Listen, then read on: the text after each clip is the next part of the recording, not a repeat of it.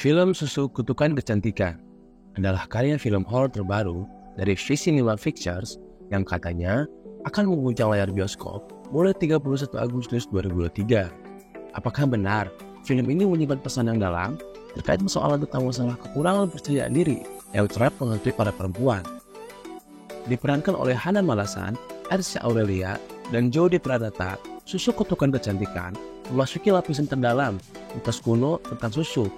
Konsep mistik ini melibatkan penempatan benda gaib dalam tubuh manusia untuk memperoleh kekuatan istimewa. Namun, kekuatan ini tidaklah datang tanpa harga. Keabadian terasa menjadi jerat, seperti sebuah kutukan yang harus dipertaruhkan. Film ini membawa penonton melintasi lorong-lorong kegelapan di balik mitos, sambil menggali fenomena yang lebih dalam, perasaan ketidakamanan yang dirasakan oleh perempuan. Pertama tentunya kalau kami dari V-Cinema, kami di tahun ini banyak sekali melakukan kolaborasi dengan filmmaker dari luar ekosistem kami, dan kami senang banget. Pertama, film ini kerjasama dari berbagai pihak, salah satunya Goodwork, pimpinannya Ridla, lalu kemudian waktu itu juga dimulai dengan Monji, dan kita mempitch cerita ini di V-Cinema. Buat kami saat itu satu konsep yang fresh, dimana konsep horornya itu hauntednya ada di dalam tubuh manusia gitu. Karena biasanya kalau kita lihat film-film horor yang lazim ada di Indonesia biasanya merujuk pada sebuah tempat gitu. Tapi ini ada di dalam tubuh, dan bagaimana teror ini mengikuti tubuh tersebut. Dan buat kami ini satu konsep yang menarik dan resonate gitu ke penonton Indonesia, karena mungkin kita bukan pertama kali tahu konsep susuk itu. Udah sering banget kita dengar di sekitar kita.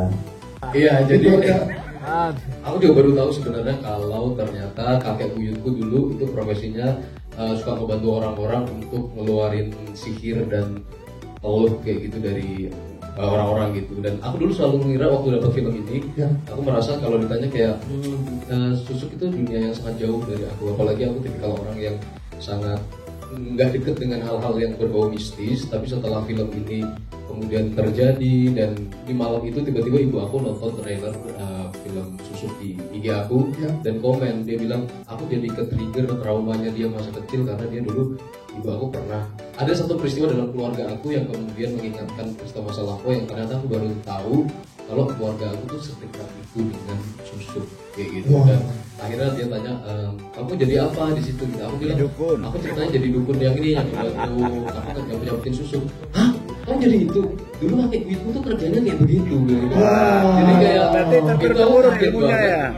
Karena kayak wow, aku ngerasa kayak it meant to be gitu, kayak aku jadi ini. Dan itu bikin aku shock sih fakta itu. Apa ya, kayak akhirnya aku merasa film susuk ini sangat dekat dengan aku ternyata gitu. Bahkan karakter Prasetyo sendiri pun ternyata ada kakek begitu. Aku dulu juga punya daerah seperti itu gitu. Kalau dalam treatment pembuatan produksinya, tantangan tersulitnya apa Bang Gita? Karena tadi kita lihat tuh banyak banget yang menarik ya untuk kita bahas, tapi apa yang tersulit menurut Bang Gita? Sebenarnya memang challenge-nya banyak sekali ya. Cuman memang aku sendiri di sini sangat beruntung bisa disupport oleh teman-teman produksi juga, terutama dari Goodwork, Ridla Anur sama Novi Hanafi juga, Monji Atmojo gitu. Kita bersama-sama sebenarnya di film ini mencoba untuk membuat sesuatu lah yang pastinya berbeda tampilannya. Jadi proses itu sih, jadi kita banyak banget ngobrol pada saat proses pre-production, menyiapkan ceritanya, kemudian mencari cast-nya, siapa yang kira-kira cocok bermain di dalam film ini, dan proses kreatifnya terus berjalan sampai syuting sebenarnya.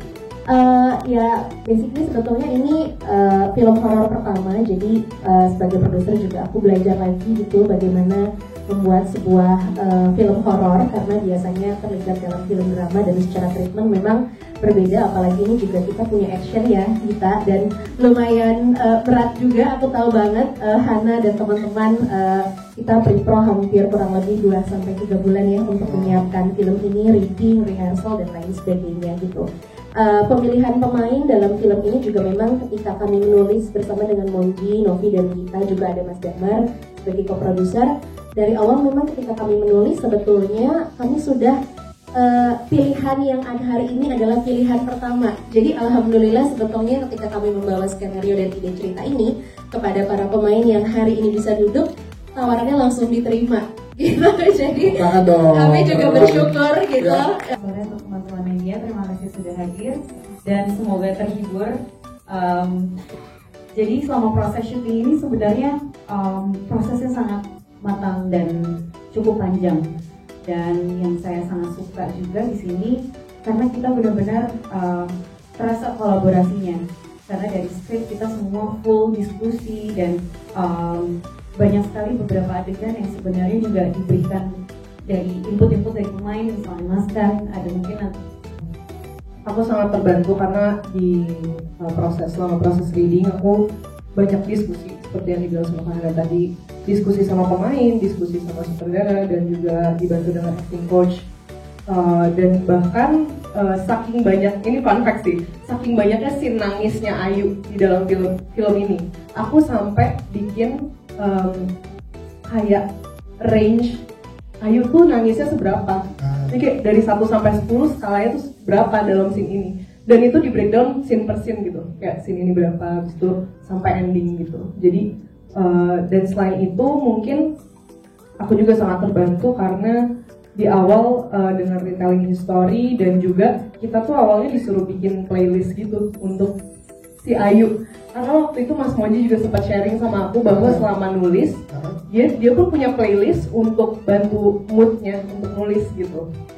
Dan dari situ aku juga terinspirasi untuk bikin playlist sendiri kayak what would Ayu listen to gitu. Kayak playlistnya Ayu tuh apa. Jadi dari situ sih aku cukup terbantu.